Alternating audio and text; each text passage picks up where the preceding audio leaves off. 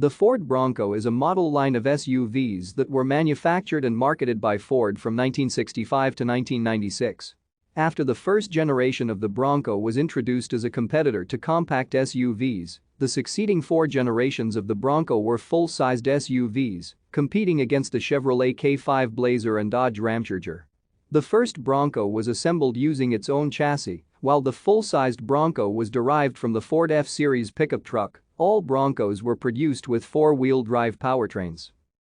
The Ford Bronco was withdrawn from the Ford light truck model line following declining demand for two-door SUVs. For the 1997 model year, Ford replaced the Bronco with the Ford Expedition, a four-door SUV based on the F-150.